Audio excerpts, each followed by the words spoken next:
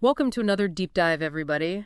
Today we're going to be talking about something pretty cool, interleukin 9. IL-9. Yeah, IL-9. It's this tiny protein that's kind of like the conductor of your immune system. It's a good analogy. It's a very complex system that it kind of orchestrates. Right. And we're going to be looking at an article today from Assay Genie. It's called IL-9 signaling and its impact on immune cell regulation, written by Zainab Riaz.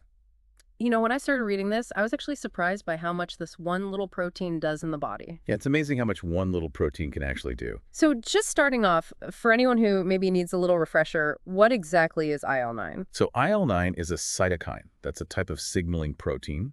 And basically what these molecules do is they act like messengers. They tell different immune cells what to do. Okay, so it's sending messages, but how does it actually do that? How does that work? I know the article talks about this IL-9 signaling pathway. So basically it's like a key fitting into a lock. IL-9 is the key, and the lock is a receptor on the surface of the immune cell. When IL-9 binds to the receptor that's on the immune cell, it starts a chain reaction inside the cell. Okay, so that's the pathway, like a domino effect. Exactly. And this is where it gets really interesting. This domino effect, this chain reaction, involves proteins called JAK-STAT proteins, kind of like relay runners, passing a baton down the track. So the signal from IL-9 is the baton, and the JAK-STAT proteins are carrying it. Where does that signal end up going? Yeah, so that signal ultimately ends up in the cell's nucleus, where the DNA is stored. The DNA contains genes, which are basically the blueprints for making proteins. IL-9 signaling can switch these blueprints on or off. So it can control which genes are active, so it can actually change what the cell is doing. Precisely. It can tell the cell to do all sorts of things, like grow, produce other molecules, or even self-destruct. Wow, that's a lot of power. So who are the players in this immune system that IL-9 is conducting? So there are a lot of different players that IL-9 actually interacts with. You have T cells, including Th9 and Th17 cells. There are also mast cells, basophils, B cells, and even regulatory T cells, or what we call Tregs. Okay, wow, that's a lot. So maybe let's start with T cells. What's the relationship between IL-9 and those cells? So for example, IL-9 is crucial for Th9 cells to develop. But what's interesting is that Th9 cells also make IL-9. So they both respond to it and make more of it? Is that always a good thing? Well, that depends. When it comes to Th17 cells, for example, which are involved in inflammation, IL-9 can actually be a bit of a double-edged sword. How so? Well, inflammation is important, right? It's the body's alarm system. But too much of it can be bad, can damage the body's own tissues. IL-9 can actually influence the balance of these Th17 cells, and this can either increase the inflammatory response or it can dampen it down. So it's like IL-9 is walking a tightrope, making sure the immune system is strong enough to fight off invaders, but not so strong that it harms the body. Exactly. It's a very delicate balance that needs to be maintained, and IL-9 is a key player in that. This is already getting so complicated. And we haven't even touched on the other cells, like mast cells and basophils. Yeah, it really is a complex system, and we've only just scratched the surface of what IL-9 does. Well, we're going to have to take a quick break, but we'll be back soon to explore more about how IL-9 influences these other immune cells and its implications for various diseases. Stay tuned. Welcome back. We're in the thick of it now, talking about this amazing protein, IL-9, and all the ways it keeps our immune system running smoothly. Yeah, and things get even more interesting when we start talking about how IL-9 can actually impact entire disease processes. Yeah, for sure. And the article mentions a connection between IL-9 and Candida albicans.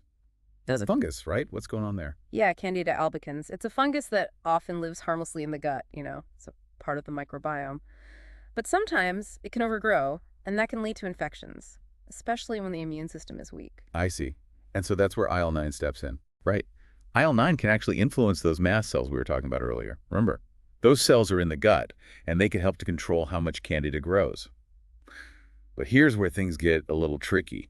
IL-9 can also be involved when things go wrong. Hold on. So it can help control the fungus, but it can also make things worse. How does that work?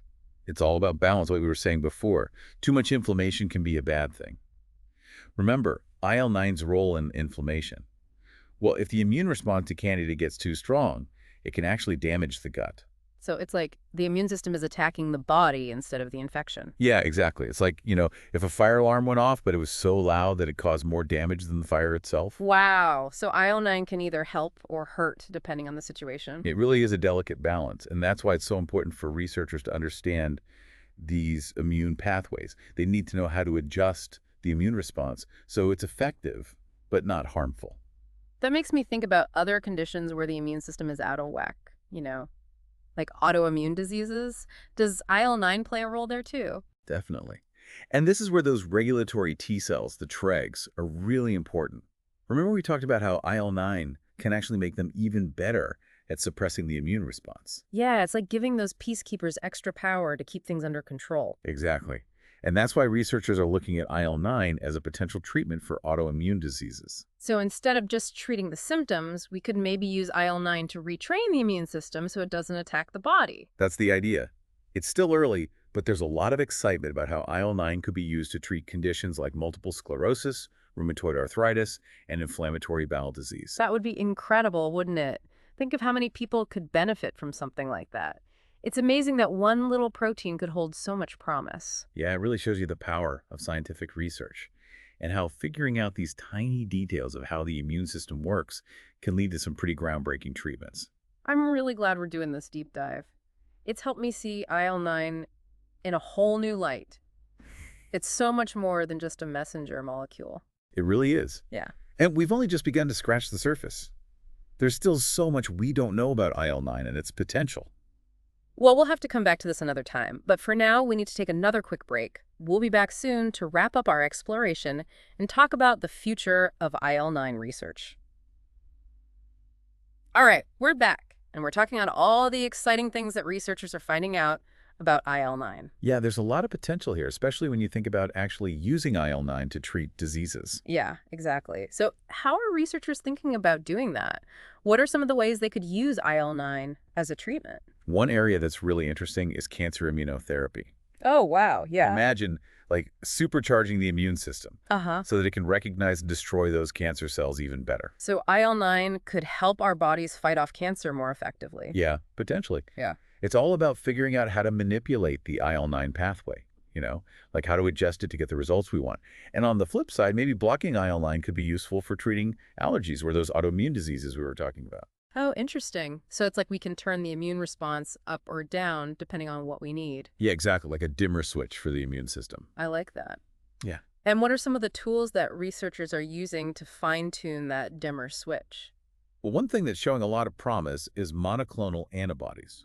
Oh, yeah. Those are being used for so many different things these days. Right, they're pretty amazing. Yeah. So these antibodies, they can be designed to specifically target IL-9 or its receptor. I see. So they can either block IL-9 from binding, which would silence the signal, or they can actually mimic IL-9, which would boost the activity. So it's like a targeted missile delivering the treatment right where it needs to go. Exactly. It's very precise, which means fewer side effects. Yeah. And then there's another tool that researchers are exploring, gene therapy. Gene therapy, wow. Yeah, so with gene therapy, you could potentially increase or decrease the amount of IL-9 that specific cells produce. That sounds pretty futuristic. It is cutting-edge stuff. But imagine being able to reprogram cells to make more IL-9 to fight a tumor, or make less to calm down an overactive immune response. It's incredible to think about, but I imagine there are also some challenges that come with trying to develop these kinds of treatments, right? Of course, Right. it's not easy.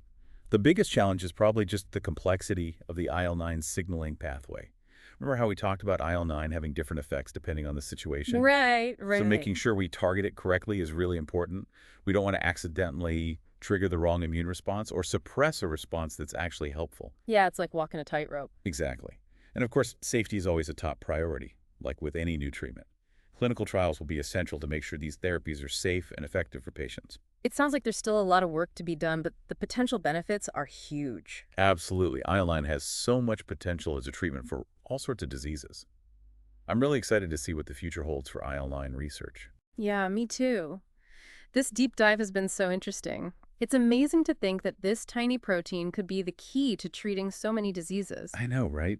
It just goes to show that even the smallest parts of our bodies can have a huge impact on our health.